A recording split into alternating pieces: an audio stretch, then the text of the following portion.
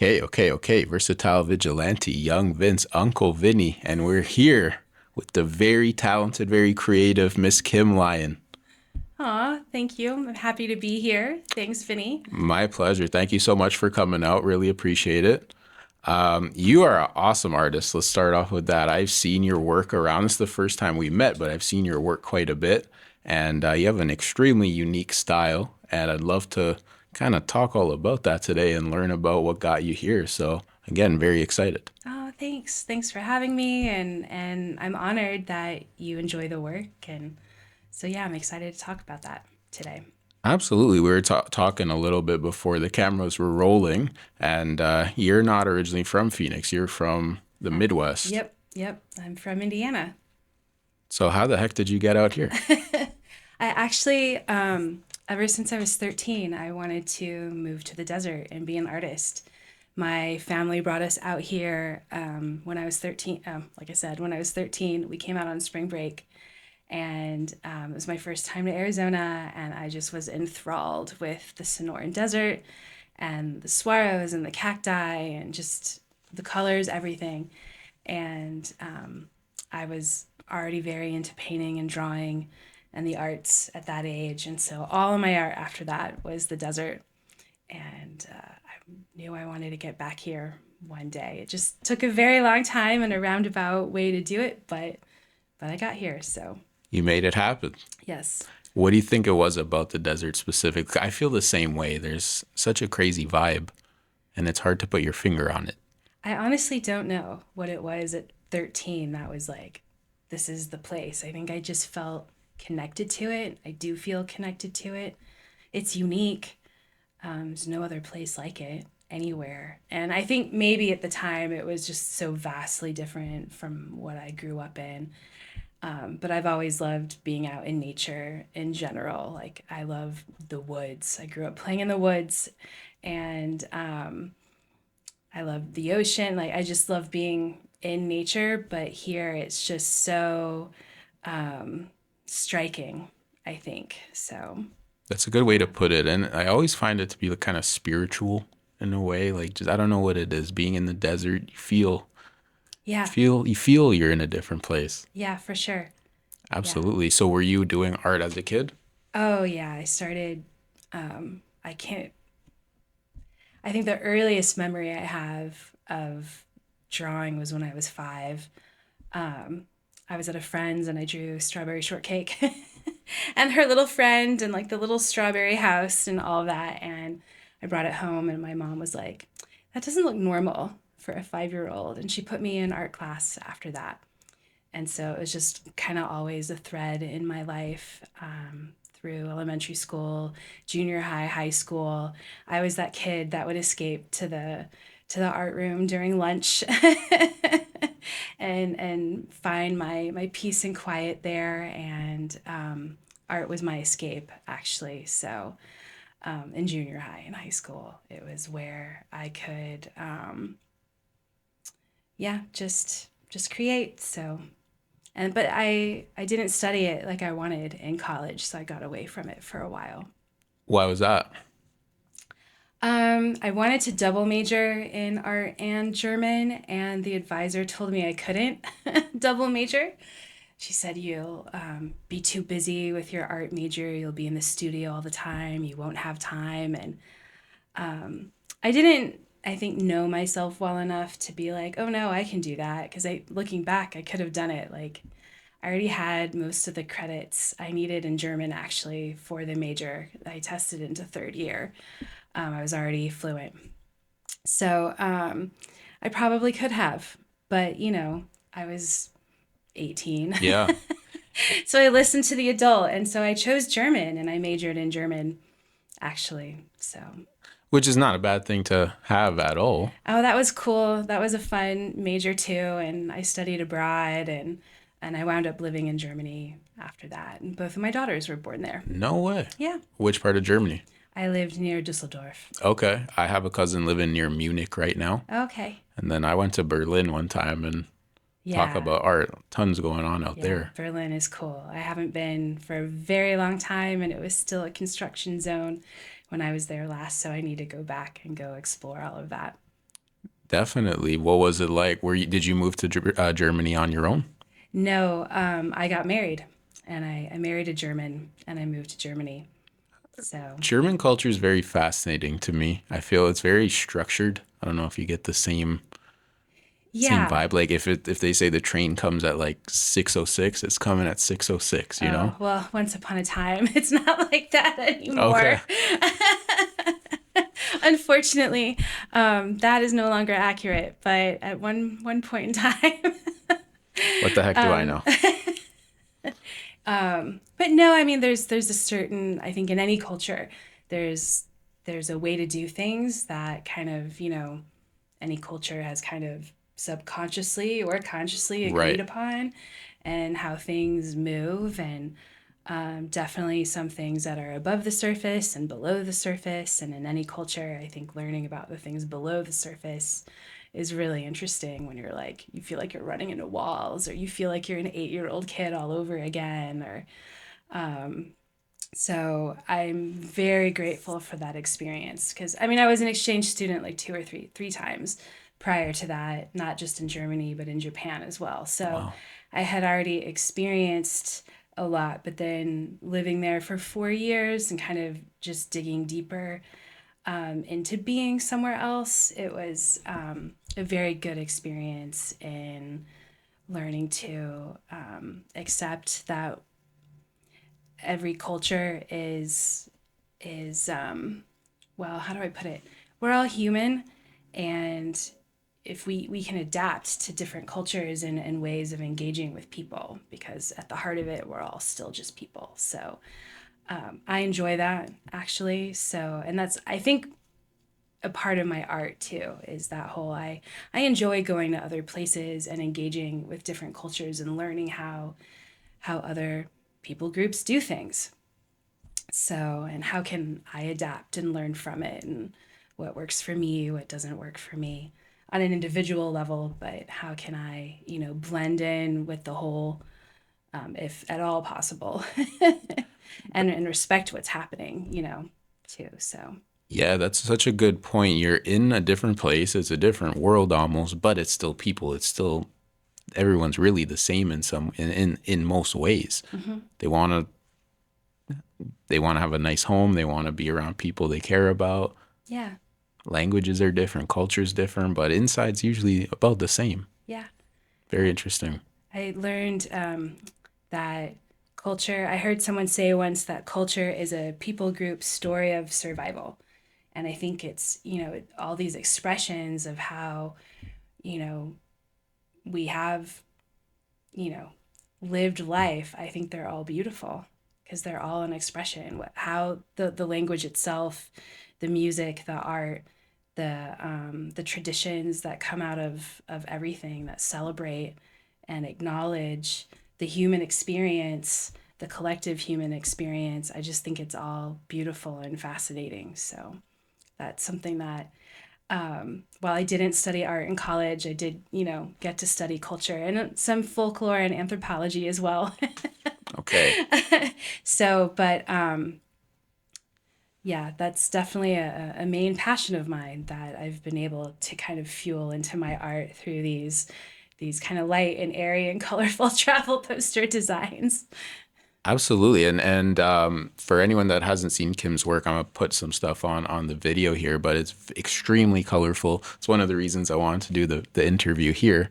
But it's all different locations, it's all different landscapes, and it looks like to me like kind of like a marker style, like the way it looks, but Mm-hmm. very, very unique. I'm not just saying that because you're here. Like I haven't really seen anyone else do it like that. Thanks. Actually, I haven't either. It's not to say it doesn't exist, but I haven't seen it yet at the events that I've done. I've seen digital art and I've seen watercolor and prints and all kinds of things, but I paint with watercolor and then image trace them in Adobe Illustrator with my own formula, and it creates that marker type effect. Or other people have said it looks like block printing, or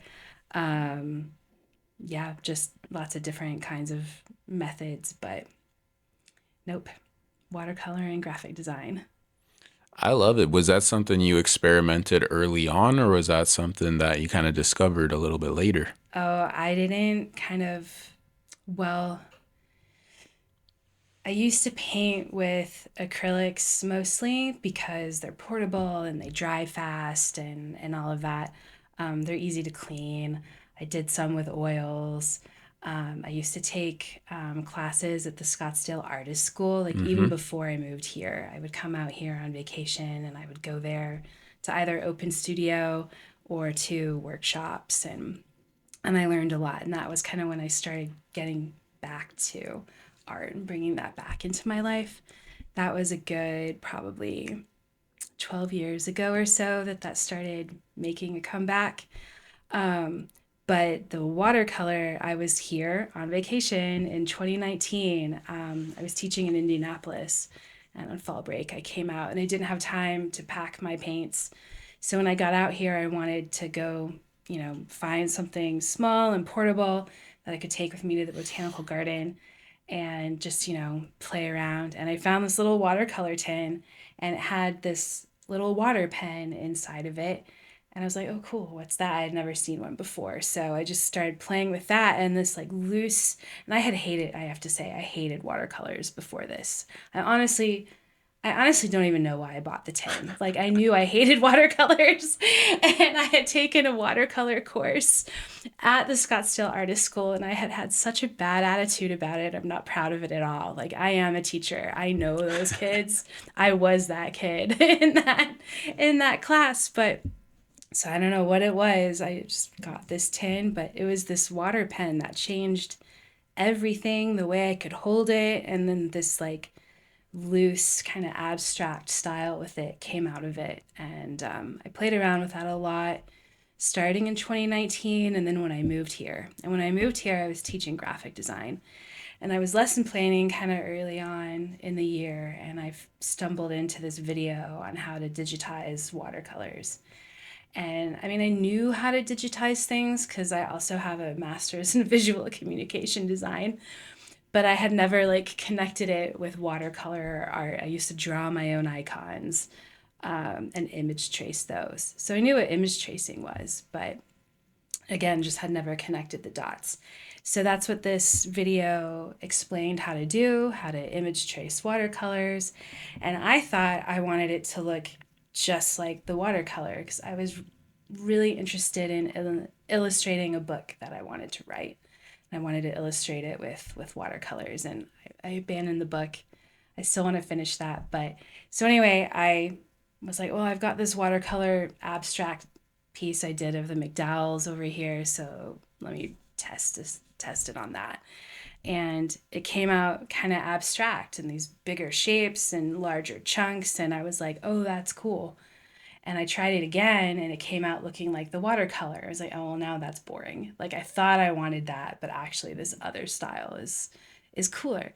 So I had to play around with all the settings until I could replicate this look that I wanted every single time. And that's the formula I use on all of my designs, all my watercolor paintings. You unlocked something. I did. That's Yeah. super interesting. It took different aspects of your skill set, of your experience, and kind of blended that all together. Yeah. Really, what I do now, I'm so grateful because it really just takes all these different things that I love and mixes it into one whole unique thing. And I'm really grateful for that. Oh, that's amazing. And like we talked about, you found something unique. I think that's a huge key in life when you could find something that you really enjoy doing, but it stands out. Yeah. I think that's huge. Thanks. Yeah. I'm excited about it because I don't know, it's just I when I put it out into the world, I'm like, oh, this is mine. Yeah. Yeah. So and I think other people can look at it and know that it's mine. So I'm excited about that. Very grateful. What led to you picking the paint back up? Like you said, you kind of left it alone. What was it that, Oh, that's a good question. Um, I was sick for a very long time, wow, actually. I don't talk about that a whole lot, but I was sick for almost all of my 30s wow. when my girls were young and I was teaching, and I actually received treatment out here that saved my life. And going through that experience and being bedridden towards the end, I was bedridden. And then coming out of that, it made me reevaluate a lot of my life and what was going to be necessary for me to be healthy moving forward. And I also decided too that if I was going to survive that, that maybe the best thing I could do was just be me. And so I started going back to all these things that I loved as a kid, the art and the dancing, and I learned to play the tuba again. I can't remember now. Like if you gave me a tuba now, I wouldn't know what to do with it, but I played a tuba when I was young and I gave that up and I missed it. So I relearned it and maybe a little over a decade ago, and I shared a classroom with a social studies teacher, and I roped her into doing the school talent show with me with her ukulele. It was hilarious. We had a great time. So yeah, it was just really revisiting all of these things that I was passionate about when I was young, and that's how I got back to the art. Appreciate you sharing that, first of all. I find it fascinating how we let things we really like kind of, go by the wayside a bit because Yeah, life happens, yeah, whatever, got to go to work or you got a family or things like yep, that. But it's super real when you go back. I like how you put it as like, let me just do things that I used to like to do or love to do. I think we yeah. overcomplicate things quite a bit. For sure. Well, and I wasn't doing those things to like try to make money with them at all. Right. You know, I was doing them, you know, incorporating them into what my normal life looked like at the time. That changed too. But I went back to teaching and I was still teaching, and I'm grateful, you know, I got to teach things I was passionate about, which I think teachers do, Yeah. you know, but I was very passionate about teaching kids German, and I got to teach broadcast journalism. Oh, wow. I got to teach high school English, and here I got to teach 3 levels of dual credit graphic design and business. And I taught kids how to run a food truck. We did a Wow. whole like simulation, and there were a lot of really fun things about that. So I think the key to anything is finding your passion in whatever it is you're doing. It's gotta be in there somewhere, and there's a lot to be said for that, I think. No, you're absolutely right. And also, I think when you see that you're making an impact on others, like I know teaching's a great example of that. Yeah. When you can reach a kid and you can help them develop and blossom, I think that's also you see what you're doing. It's making a difference. Yes. Very Yeah, cool. that's very special to me too, is just having that, you know, serving the community in some Yeah. way, whether it's teaching or through my art, or I'm also a human centered designer. So sometimes I'll still work on design research projects. And here I've been able to work on a project at the Children's Museum of Phoenix and at the Heard Museum. Okay. And those are both projects that serve the community that those museums serve. So those are very meaningful to me too. So yeah, just I love serving the community. It's very important, and I mentioned to you already, but for the viewers, I first saw your work at a Tempe festival, which I always enjoy going to those because there's so much going on. But even that, I just feel it's really good for a community to have those types of events where don't really have to spend any money, You know, don't really have any real responsibilities other than go enjoy and go see some art and some cool stuff. absolutely. Some of my most meaningful experiences in my booth at the shows are when someone comes in and they're just like, I needed this today, or this gave me hope, or they're like, you know what, this makes me feel like I can do this too.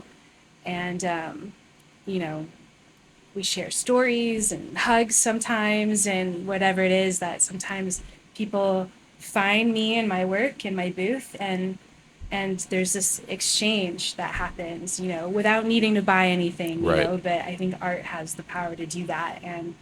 And the art elicits stories as well. People come in and they see the work, and they share their stories, and that's a way of connecting. And I think, in this day and age, we can all use more Yeah. connections. So It's universal.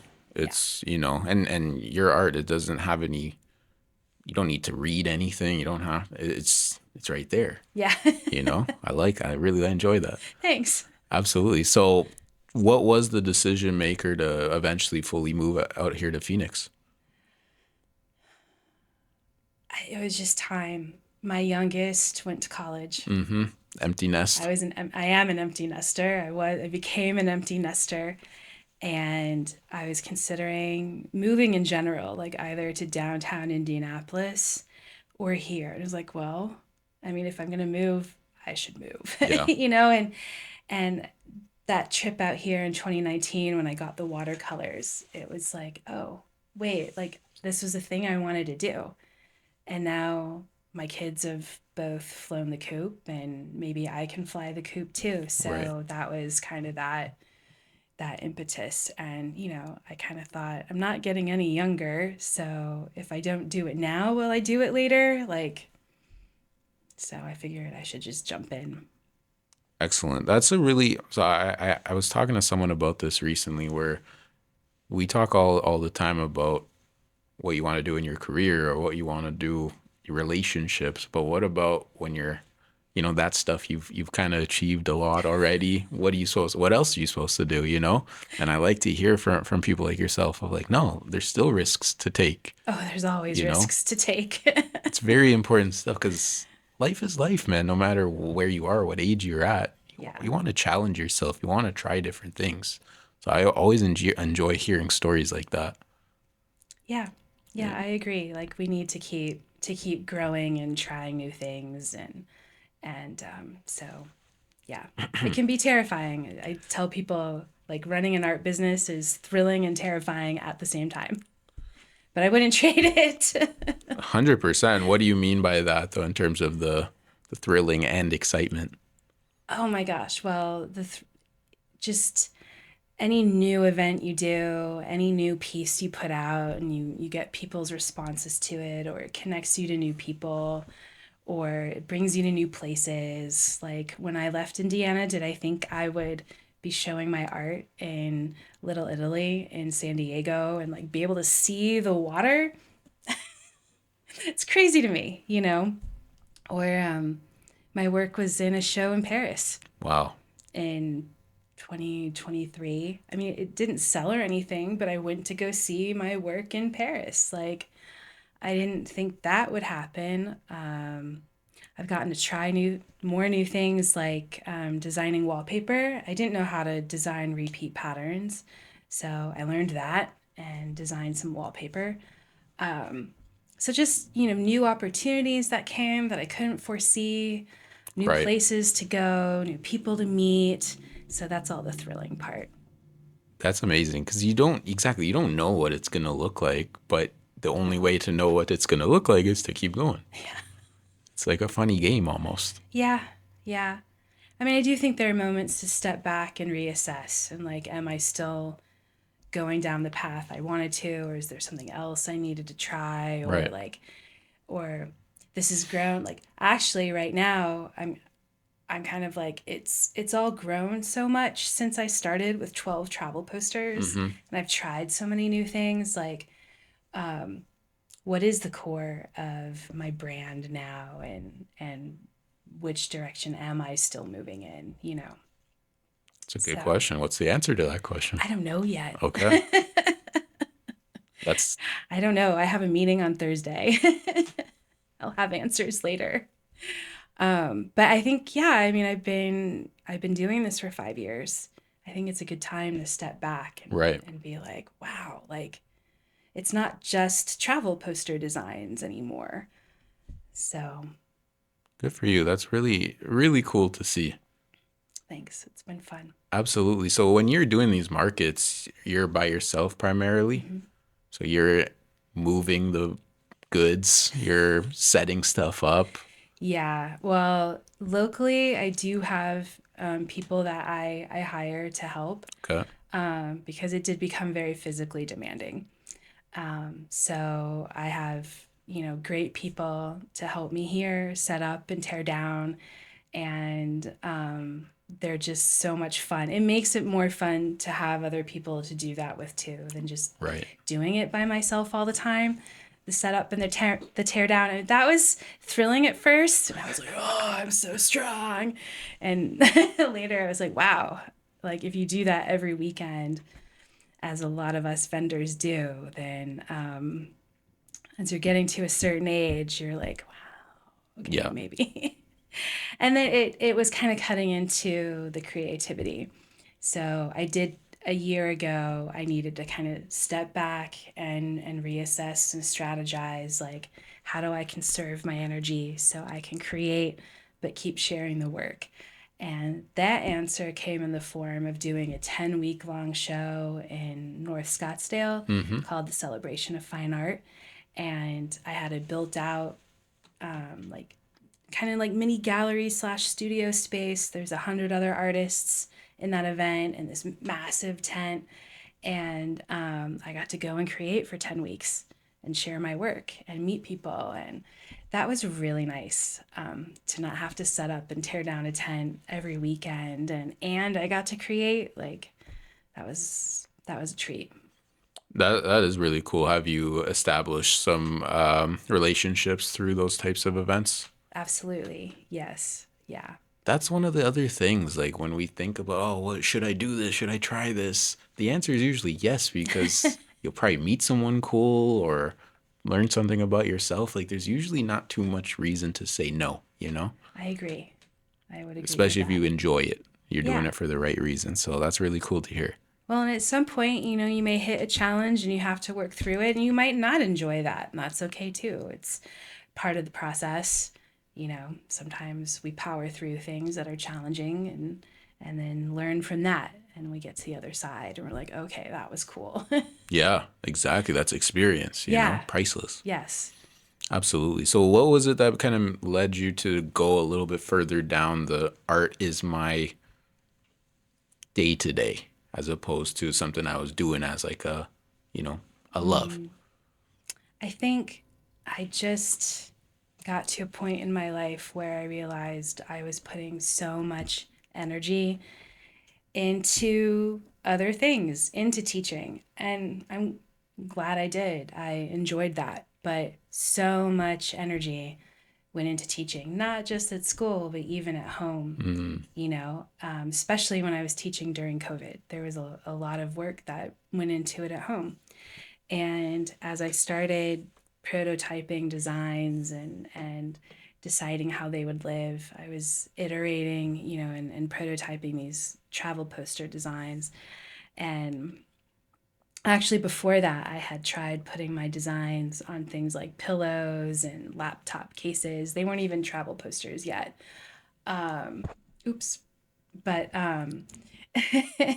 I decided not to go like the lifestyle product route first. I decided I wanted to go the fine art route first, and sell those designs as fine art prints.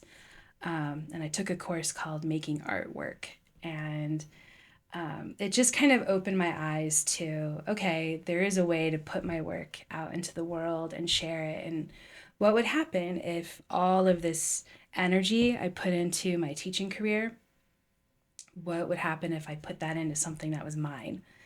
And I took it and ran with it and, tried to see how far I could get. So, I like it. Was the travel something you'd been working on for a while, like doing art based on places that you've been? yes. Yeah, actually, even as a kid, like in junior high, high school, like all my work was the desert after I was here. Right. And then after I went to Japan, and when I was 16, I painted scenes from photos I took in Japan. And after I was in Germany when I was 17, I was painting that. So, yeah, as, a school age kid, I was already doing that. And then in grad school, when I studied visual communication design, I had to design a visual identity for a fake conference called Kern, which is a graphic design term. It's like the spacing between letters. Okay. Hey, I'm And learning a lot today. And so I had to create this visual identity based on a location and a designer and use those as influences. And I chose Buenos Aires, and I chose the La Boca neighborhood specifically because it was so colorful. And the designer I chose was named Louise Feely, and her work is very vintage, retro inspired. And so what came out of that was kind of travel poster ish. And the typeface that I chose for that visual identity is the typeface I use on the travel posters Wow. today. It's the same one. So I really enjoyed that project, and I was excited about what came out of it. This big Kern poster says Kern at the top. I was like, ooh, I want to keep making these kinds of posters, and I wanted to do the Taj Mahal next. So I started started working on that in Illustrator, and I find Illustrator to be very unwieldy. I don't enjoy it. I prefer my paints. And so I have, designs that I tried to do and like very geometrical and symmetrical. And I was creating these shapes in Illustrator, and it wasn't working. And it was very time consuming. And I wound up painting it later. So, I like it, man. No, again, that's the thing too with creating something. You can learn, I want to do it this way. I don't want to do it this way. You're like customizing your own world in a way. oh, for sure. Yeah. Well, we all are. We're Yeah. all designing our own lives, whether we know it or not. Yours has a lot of color, Yes, it which I love does. that. And that was probably the main thing that drew me to your work. Even why I love this place so much. I love that colorful stuff. I think we've kind of moved into like a minimalism world where, Yeah. especially interior design, it's all a lot of whites or grays or, and that's cool, but Yeah. there used to be a lot more color. So to see that, I think drew me quite a bit. I think that's what a lot of people probably like about your work as well. Yeah. Oh, I'm honored. I'm glad that you enjoy all the color. And I'm a maximalist. So, yeah, I there's love always that. going to I've be not a heard that lot of word color. before. And oh, Maximalist. I'm done with this minimalism, man. We're now maximizing you're going to now. be a maximalist now. Hell yeah. I love that. Does that basically mean as much color as you can? Um, what does it mean? I'm not sure how to describe it, but yeah, lots of colors and layering and bold patterns and things like You that. might have So, put me onto a new favorite word. yep. We're maximalizing out here, man. Let's go. Love that. Was there a place that you lived that kind of maybe made the most impact on you in like an artistic way? Oh, here. Yeah. More than Japan, more than Germany. um, Yeah, no, Cool. definitely Arizona. But as far as the places I've traveled to, there's just so many colorful places that just spoke to me that people can live with so much color and it brings Mm-hmm. so much joy to life. So I remember after I had been in India and it was so Wow. colorful and gorgeous, I came home and I had to run an errand. Living in Indiana, and I had an errand to run at the mall. And I pulled into the parking lot, and I just was like, Yeah, it's plain, you know? yeah, I was like, this is the best we can do. I felt so just too sterile and um, not knocking anyone else's taste. There's a time for clean lines and and an absence of color. I mean, white is white or gray or whatever. Sure. It's those are valid colors too. There's a lot of white space in my designs, but yeah, I prefer that all that energy that comes from the use of color. So No, me too, because also it's like life's not perfect. Life can get crazy, life can get messy, but life could be colorful. Like yeah, I like to reflect that in surroundings. yeah, me too. Can we show your bag actually? Can I grab that for the Oh camera? sure, yeah, it's a prototype, but yeah. Love it.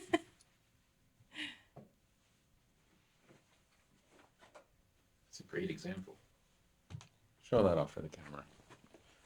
This is the style. I'm gonna put another photo on, but Extremely unique. Talk about this piece right here. I did a collection of still life paintings when I was at the Celebration of Fine Art. Okay. Wanted to try something new and kind of based on some photos I took when I was in France. I was in Aix-en-Provence for a week and I went to the farmers markets and there's a lot of junk in here, but You can toss it right here if you want. yeah. So I had taken a lot of photos of the things I had gotten at the market and the sliced melons and all of that, and I painted those as a still life. And I wanted to continue with that kind of theme and those moments of stillness, and that adventure can be in those moments of stillness too. So I did a series of still lifes, and that's where, this artichoke design came from, and Artichokes. the artichokes and lemons. And so yeah, but I'm prototyping some different items for I want to start a subscription kind of service thing, just some fun, surprising, useful things for everyday life, along with a little limited edition design. I don't usually sell them in small. So all the things in this subscription, it would be seasonal, so like 4 times a year would be just unique to that subscription service and not available at markets or online or festivals or anything like that. So just something special to kind of brighten up everyday life, but also really curated to connect us to community and our friends and family and people near and far and things like that. So I'm putting a lot of thought into it, but I'm having fun prototyping new items. Absolutely. That's a great idea, honestly. I want to sign up. I like how too it's seasonal, so it's not like an overwhelming amount. Yeah. And then maybe you even forget you're subscribed to it and then you get it. And it's like, oh yes. You Oh, know? right. I did that thing. And then this hopefully beautiful package comes in the Yeah. mail and yeah, surprise inside. And but things that are functional and useful. And I've heard, I'm a maximalist. I love giant pieces of art. And but sometimes people don't have room or the Right. need for large pieces of art, but they'd like to infuse the art into their lives in different ways. So I've been listening. I've been hearing that over the years, like, oh, I'm out of wall space, or I'm downsizing, or have you thought of doing note cards, and just small things that they like to share with friends or things like that. So I thought this might be an interesting way to share that kind of work, and as opposed to just having it like on a page in my online shop or something. Right. And another thing that you learn about as you go is, okay, let's try this, let's try that. Yeah. Absolutely.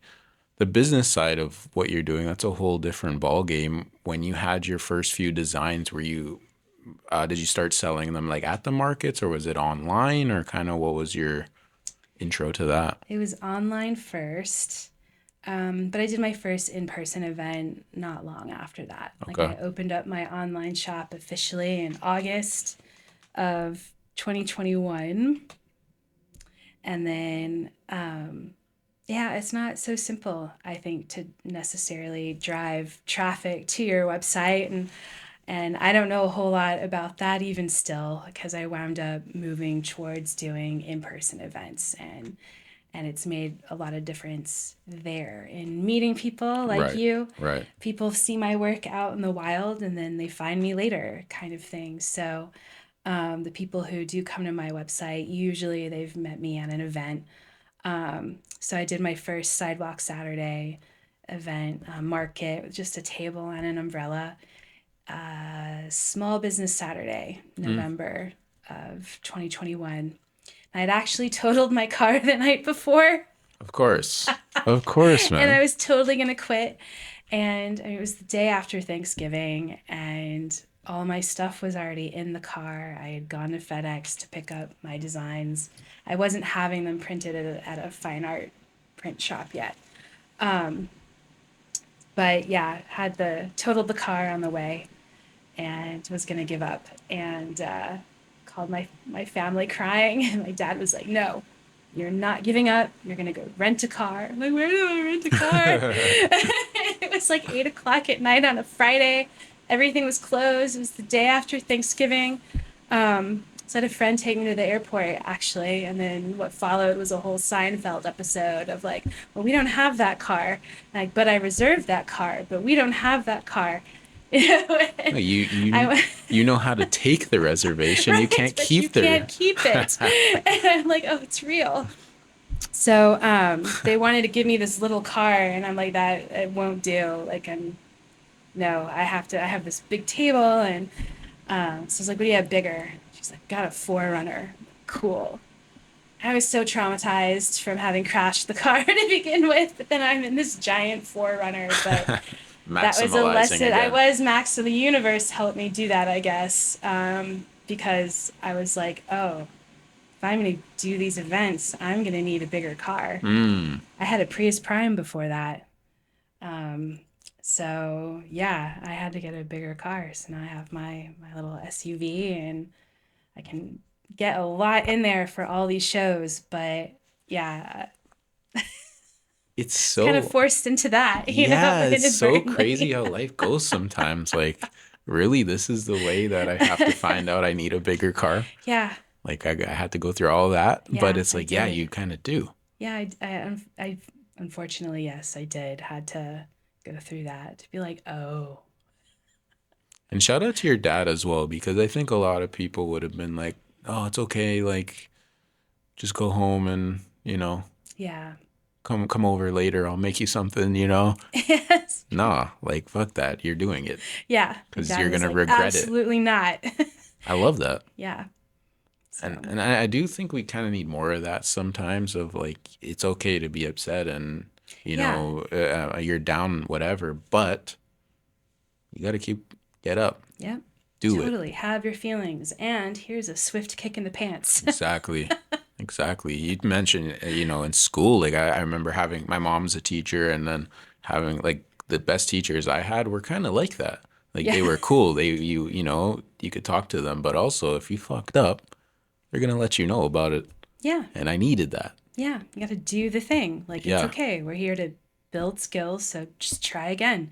Failure is okay. Yes. It's you got to try again or learn from it, segue, pivot, whatever the thing is. So you can have your feelings, but don't stay there for too long, and let them teach you.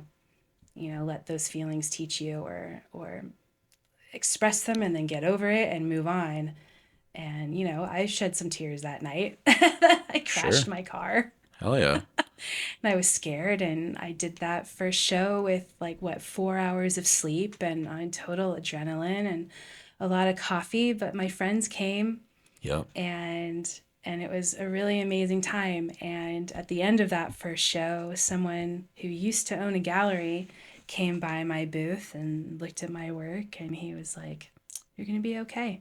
And he gave me some really solid advice that I've followed to this day. So I'm very grateful. And yeah, my dad, glad he didn't let me quit, but also his motto is improve your odds. So if I stayed Wow. home, was I going to improve my odds?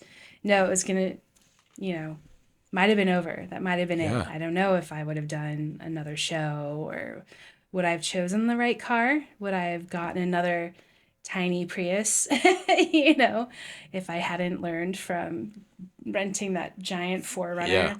I don't know. I love that, man. It's so interesting to me.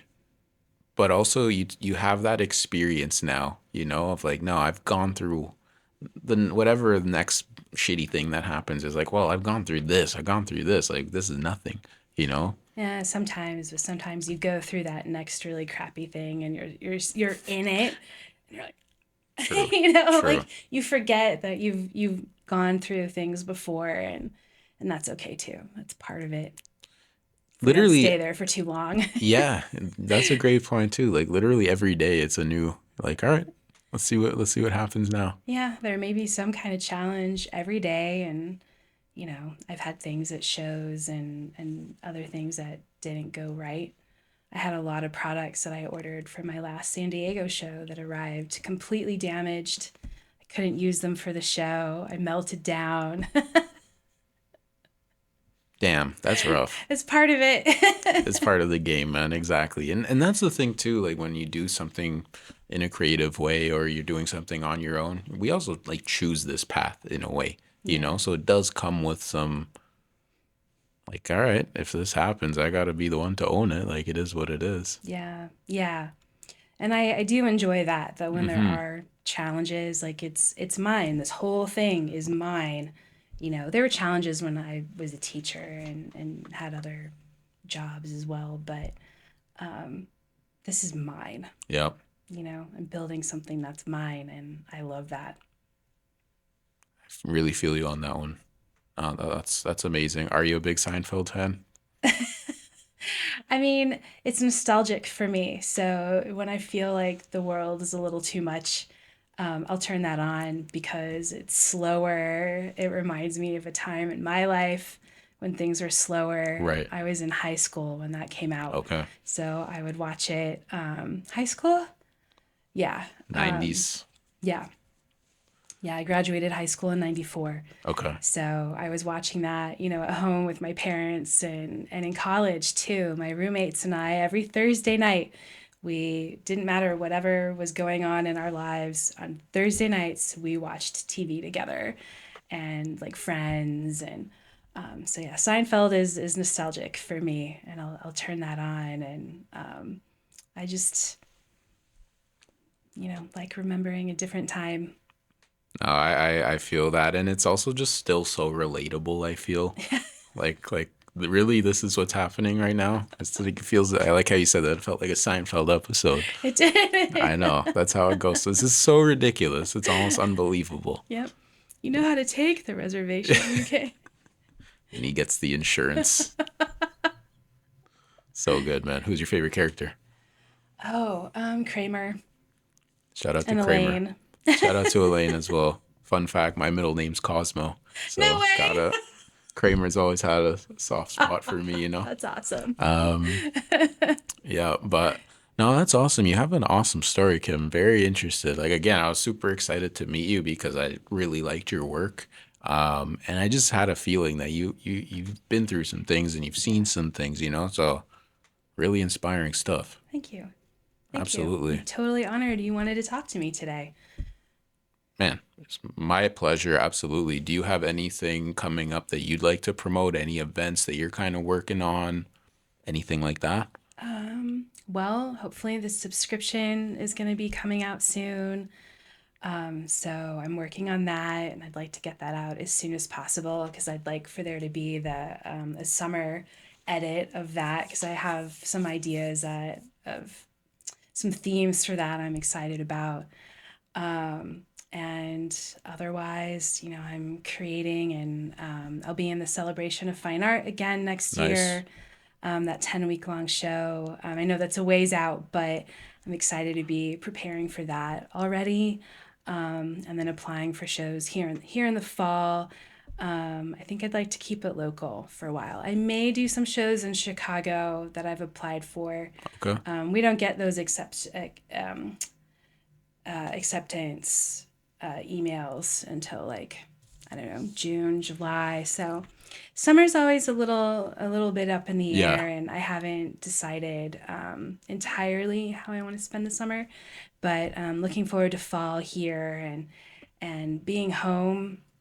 For as much as I love to travel, I'm so happy here and living downtown. I love being home, which is kind of new for me. So I'm excited for the fall shows and the celebration of fine art and all of that. So Excellent. I'm excited. And that's open to the public, the celebration of fine art. yeah, yes, Excellent. yeah. There are tickets that you can purchase, but if you go to the show and you tell them you're looking for me, they'll just let you Oh, okay. There we go. See, we're out in. here Just say you're looking for Kim. looking for Kim. I love that. Yeah. That's awesome. And then I guess last question for you. What's your favorite travel destination that you've been to this point? Oh, um, And favorite piece that you've made? okay. So Favorite destinations are kind of tied. So, like, I think the experience of a lifetime was literally at the Taj Mahal in India. It was incredible. I could feel it. Like it was built for love. I could feel it. It was phenomenal. And I got to engage with people there. I was wearing a sari Mm-hmm. and I wasn't wrapped correctly. And this group of women were like, they wanted to take a photo with me. And they're like, but we need to fix this first. And they got around me in a circle and rewrapped me. This whole group of women. It was just this really incredible experience. And we got a photo. No way. Yeah. So it just, the whole experience of being there, walking around the grounds, meeting people, like that was really incredible. I've also loved the Sahara and Rio. I got to samba dance in Rio at this weekly event that happens. It's like a festival with hundreds of people, but it's just a normal Monday night. That was really cool. But the place I love to go back to over and over and over again is Paris. Paris has my heart. It's a special place, man. Yeah. It's a Yeah, it special is. place. It's one of those where you, when you're there, you know you're somewhere Yeah. special. Yeah. And all the art history and Yeah, everything. So, yeah, that's, that will always be a place I want to go back to. absolutely. Paris. And you've done some Paris pieces. Yeah. Yeah. Yes, I have. And then, oh, your other question, my favorite piece. That was really hard. It's not a travel poster, but my favorite piece I've ever designed was my Super Bloom Sea Hmm. piece. And it's a bunch of yellow poppies and some blue, how do we say, lupine? Is that the way Sounds good to me. Sounds about right. when I saw the super bloom down at Picacho Peak a few years ago, and that was a phenomenal experience. It felt once in a lifetime too. We haven't had a super bloom like that since. So that's my favorite piece. Excellent. Excellent. Well, Kim, I really appreciate it. It's been a pleasure. Follow Kim on Instagram. What's your Instagram? Kim Lyon Design, Lion Kim, with a Y. Kim Lyon Design. Let's get it, man. Yeah. Appreciate you. I'll always be on the lookout for your art. Really, really love what you got going on. Keep an eye out on some subscription services, some cool stuff. But it's been a real pleasure. Thank you so Appreciate much. you. Shout out to everyone that was watching. Shout out to our Art Dillo hosts. And we're out here 2026. Let's go.